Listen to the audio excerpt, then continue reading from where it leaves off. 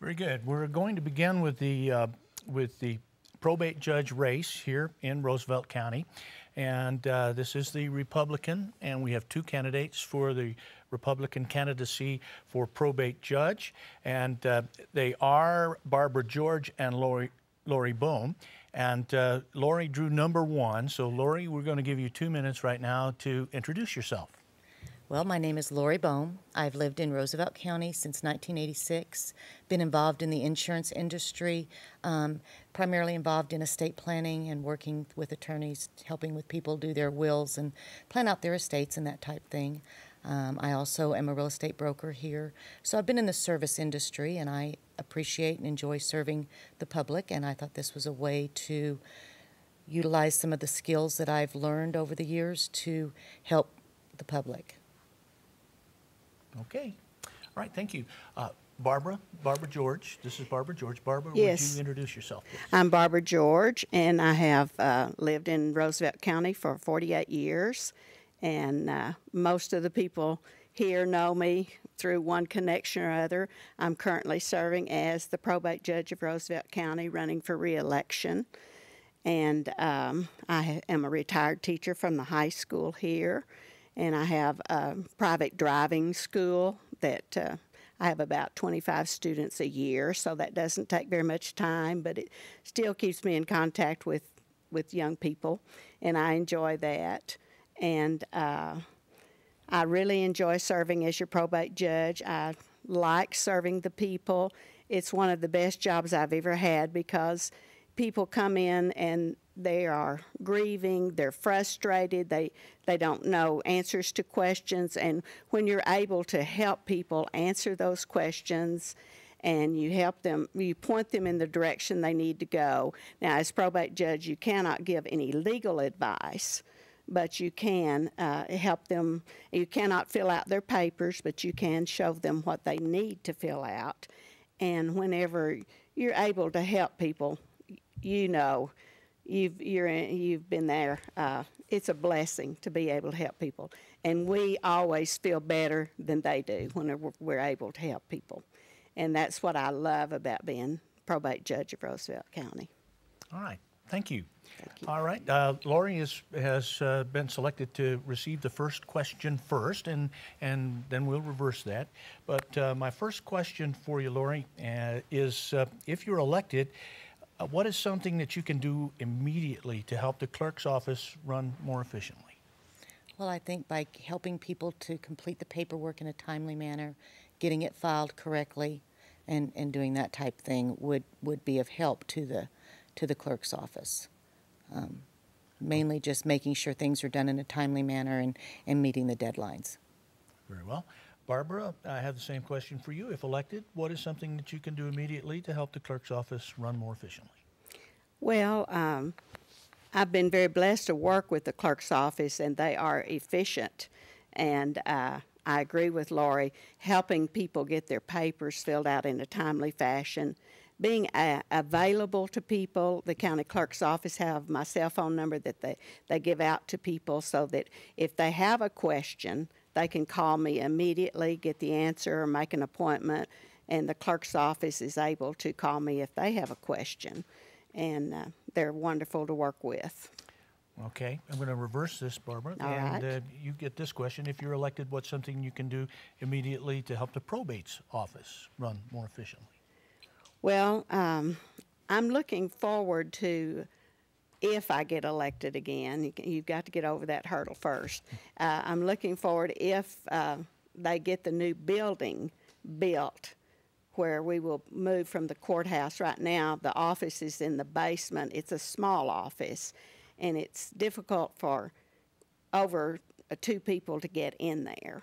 And we don't have a door on the office, so it's not very private. And I think the probate's office could run more efficiently if we had a little bit bigger office. We would be accessible to the public. Sometimes getting down the stairs at the courthouse is difficult for some people if they don't know where the elevator is, in which they do have an elevator there for people. And whichever clerk is elected, I feel like I will be able to work with them. I know both these ladies very well, and I hope they would be able to help me make the probate judge's office more efficient. Thank you. Lori, if you're elected, what is something that you could do immediately to help the probate judge's office run more efficiently? Well, as Barbara said, my cell phone is always available to anyone 24 hours a day, and I am available to meet with people at their convenience. I also am fortunate that I have an office in town with a private conference room, so people could come meet. I could meet with people in my office if that was necessary that had a problem getting into the downstairs or the basement or something of that nature. Or, even at their homes. I'm sure Barbara does the same thing. We, as a public servant, we need to be available to people whenever they need us. And so that's what I would do. And I'm in agreement with Barbara that whoever gets elected for the clerk's office, I think I can work definitely well with them. Okay, and we're just turning this right around, and you answer this question first, and that is, talk to me about your familiarity with the state's probate process. Well, from what I understand, as Barbara had pointed out, the probate judge position is more of a facilitator. You help people find the correct forms, help them print them off, help them to make sure they fill them out correctly. We can't fill them out. We can't give legal advice, but you can refer people to where they need to go. Like I said, help them with the direction of how to get it done in the timely manner, get everything filed, and then sign off on the paperwork. But a lot of it is just, when you're meeting with grieving families, and like Barbara said, and in the position I have now, working in the insurance industry, I deal with people a lot in death and dying and helping them in filing the claims and working through the process of that. So I feel like a lot of my current experience will work towards what I will be doing in the probate position if elected. Okay, thank you, Lori. Barbara, talk to me about your familiarity with the probate process. Well, there are things on the internet with the probate process, and we have been able to get those put on the RooseveltCounty.com. The county clerk's office and the webmaster, Dion, has very graciously put that on the RooseveltCounty.com website, and we have all the Supreme Court papers there. And right now I'm working with a young lady in Puerto Rico who calls me 2 or 3 times a week. She's been able to access and been able to get on there, and I've been able to answer her questions. And she's coming in June to meet with us. And I have been able to meet with people from out of town on Saturdays when they need it. And as I said, you cannot fill out the papers for the people, but you can explain them to them. And you have to know sometimes, like if somebody comes in from Texas and they are a personal representative there, and they have filed a probate there, and they have property in Roosevelt County, you have to know, like if you need to fill out a proof of authority or if you need to file an ancillary. And we are very fortunate in that we have places to look all this up, but it helps after 3 or 4 years when you kind of have it in your head too, and then you've got the backup of looking in the manual and looking at the statutes, but you know where to go to find that statute, and that's very helpful. Okay, all right, thank you. You will start with this question, and that's what kind of time do you have to devote to this position? Do you have another job, and if so, would that work conflict with your work as a probate judge? Well, I do have other part-time positions, and the probate judge is a part-time position, and I try to look at it as my full-time main job to be available to people when they need me. And I think the clerk's office will tell you that if they have someone come in with a marriage license and it's 4:30 in the afternoon and they want to get married right then, I have run down there several times right then so that person could get their business done and be on their way. So I try to be as available as I can be. I try to look at it as my number one full-time position. I do drive students on Saturday, and I drive them sometimes 7 o'clock in the morning and 7 to 8 before they go to school. So it doesn't really interfere with my probate judge. And I do tasty taters on the side too, and that's usually on the weekends. So that really hasn't. In fact, it's kind of made me more accessible to the public. So they ask me questions sometimes when I'm doing tasty taters. They ask me, well, you know, as a probate judge, tell me this, can I do that? And so I don't think I have a problem with my other jobs interfering with probate judge. Very good. Thank you. Lori, what kind of time do you have to devote to this position, and do you have another job, and if so, would it conflict with your duties as a probate judge? I do personally own an insurance company, and I'm also a real estate broker, but both of those jobs are jobs that are flexible in time.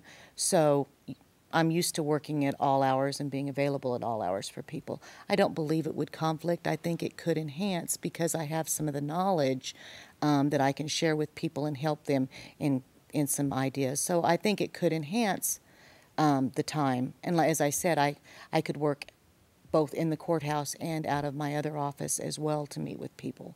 So I think it could be a good marriage of what I currently do as well as the position. All right, very well. Now, I'm going to give each of you a 2-minute period to wrap up, and Lori, we'll start with you. Just tell us kind of what you'd like to say to the public about your running for probate judge. Well, I appreciate anybody's vote, but the main thing I would ask is that they exercise their right to vote. I think it's a freedom we have in this country, and we sometimes forget that. And the most important thing is that everybody turn out and vote.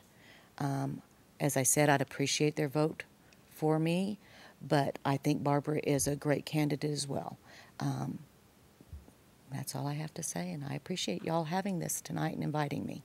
All right, thank you very much. And Barbara, would you wrap up for us, please, and tell us what you'd like to say to the voters out there about your candidacy? Thank you, Don. I appreciate you having this also. It's been wonderful to be able to run for an office in Roosevelt County. I think every citizen should run at least one time in their life for public office. And I have ran when I have been beaten, and I have ran when I won, so I know the feeling on both sides, and I'm prepared either way. But I really would appreciate any votes. I would appreciate getting to serve 4 more years as your probate judge. I would be termed out at the end of 4 years and could not run again until another term and is up. And I would appreciate anyone that voted for me. I've enjoyed getting out and meeting some new people. You know, you think you know most of the people in the community, but it's nice to get out and meet some of the new people. And it is nice that the clerk, this will be over June 5th for Lori and I, because we're both Republicans, and the primary will be June the 5th. And then, of course, in the general election, we won't have an opponent, whoever wins the primary. And I appreciate the county clerk's office because they have really worked hard on the election this year and having the 2 convenience centers for people to come and vote and getting out the flyers for people to know the early voting dates and all of that. And as Lori said, it's very important that everyone goes out to vote and exercises their right to vote. Very well. Barbara and Lori, I want to thank both of you for your willingness to serve the public and for your courage and running for office. I've never had the courage to do that myself. And I'll probably say the same things to all of these candidates, but we really do appreciate you. We thank our military people, but sometimes we don't thank our government officials. And those of you who go out there and knock on doors and fight for election, we're very proud of you, and we appreciate the work that you do for us. So thank you both very much.